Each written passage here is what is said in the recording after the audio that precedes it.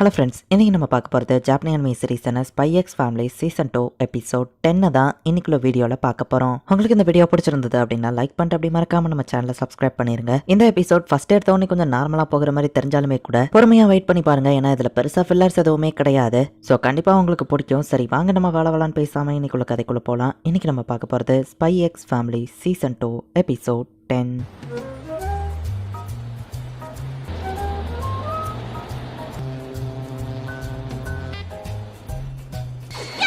Perfect landing அப்படின்னு ஆனியா குதிக்குவோம். சும்மா குதிச்சு கீழே விழுந்துடாத அப்படின்னு நம்ம ஹீரோ சொல்கிறான். ஸ்டேட் செக்யூரிட்டிஸ் பாம்பு வச்சவனை தேடிட்டு இருக்காங்க, பட் அவங்க என்ன கண்காணிக்கிறது எனக்கு டிஸ்ட்ராக்டிங்காக இருக்குது அப்படின்னு நம்ம ஹீரோ நினைக்கிறான். ஒரு நார்மல் அப்பாவா இருந்தால் ஜாலியாக குதிச்சு என்ஜாய் பண்ணி போவாங்கன்னு ஆனியா சொல்லுவோம். நம்ம ஹீரோவா அதே மாதிரி குதிச்சு போகிறான். யோர் உங்களுக்கு ஆல்ரெடி வெயிட் பண்ணிட்டு இருக்கா.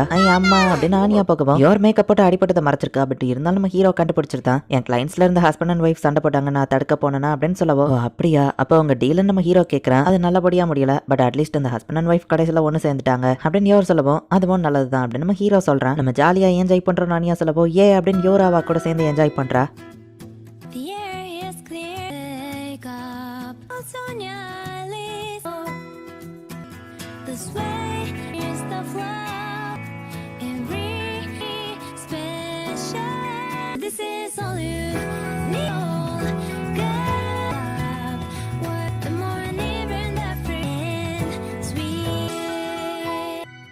இப்போதான் ரொம்ப பீஸ்ஃபுல்லாக நல்லா இருக்குல்ல அப்படின்னு சொல்லி யோர் சொல்லவும். மொத்த ட்ரிப்போ அந்த மாதிரி இருந்திருந்தா நல்லா இருக்கும் அப்படின்னு நம்ம ஹீரோ நினைக்கிறான். எல்லாரோட முகத்துலயும் இந்த ஸ்மைல், எல்லார் வாழ்க்கையிலயும் ஒரு அமைதி, இதுக்காக தான் நான் போராடுறேன் அப்படின்னு யோர் நினைக்கிறா. நம்ம ஸ்விம்மிங் போகணும்னு ஆனியா சொல்லவோ. ஸ்விம் சூட் போட்டா என் செஸ்ட்ல இருக்கிற காயம் வெளியே தெரியுமே அப்படின்னு யோர் யோசிக்கவும். ஆனியா யோரோட மைண்டை ரீட் பண்ணிட்டு இல்ல வேணாம், ஷார்க்ஸ் ஏதாச்சும் வந்து கடிச்சிரும் அப்படின்னு வேண்டான்னு சொல்லவும். அடா இந்த ஸ்விம் சூட் தான் போடணுமா, அப்ப என் காயம் தெரியாதுன்னு யோர் பார்த்துட்டு இல்ல நம்ம போலாம் அப்படின்னு யோர் சொல்லிட்டு அப்படியே ஷார்க் வந்தாலும் நான் அதை கொண்டுருவேன் அப்படின்னு யோர் நினைக்கிறா.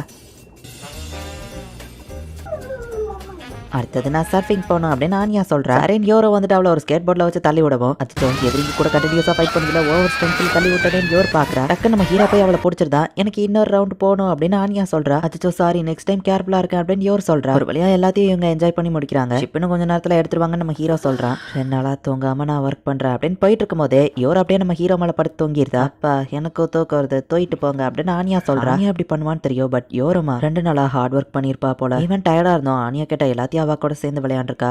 யோர் உண்மையிலே குட் ஜாப் அப்படின்னு நம்ம ஹீரோ வந்துட்டு இவங்க 2 பேரையும் ஷிப்புக்கு தூக்கிட்டு போறான்.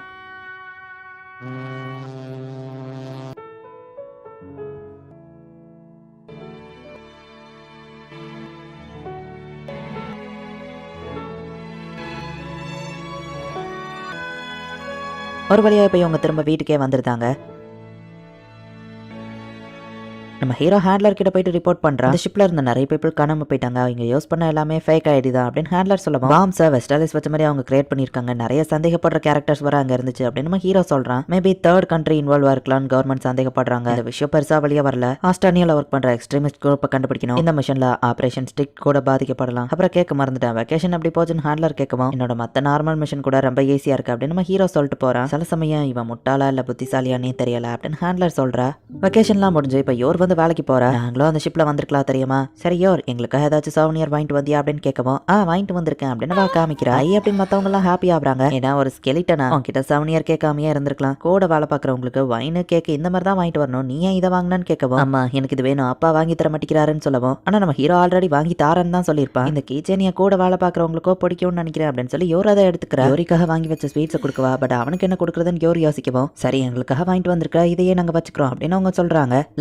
அப்படின்னு யோரி சொல்லி குதிச்சு போகவும். ஹாப்பியா இருக்கிறத பார்த்தா அவன் சிஸ்டர் தான் காரணம் போல ஆபீசர் கேட்கவும். யோர் வெக்கேஷனுக்கு போயிட்டு திரும்ப வந்துட்டா, இன்னைக்கு ஈவினிங் நான் போய் அவளை மீட் பண்ண போறேன் அப்படின்னு யோரி சொல்றான். பட் அந்த லாய்டும் அங்கதான் இருப்பான் அப்படின்னு நம்ம கடுப்பாகிறான். யோரி வாராங்கிறதுனாலயே இவங்கள ஒரு கப்பல்ஸ் மாதிரி காமிக்கணும் நம்ம ஹீரோ எல்லாத்தையும் அரேஞ்ச் பண்ணி வைக்கிறான். ஒவ்வொரு தடவையும் யோரோட தம்பி இங்க வரும்போது இது நான் பண்ணணுமா அப்படின்னு நம்ம ஹீரோ யோசிக்கிறான். அவன் நம்புற மாதிரி இருக்கணும், ரீசன்ட் ஃபேமிலி போட்டோஸையும் நான் வைக்கணும் அப்படின்னு நம்ம ஹீரோ யோசிக்கிறான். ஆனியாக்கும் ஹாலிடேஸ் முடிஞ்சு ஸ்கூல் திறக்குது. ஹாலிடேஸ்ல ஒவ்வொருத்தரும் ஒவ்வொன்னு பண்ணும் அப்படின்னு சொல்லி பேசிக்கிட்டே தான் போய்கிட்டு இருக்காங்க.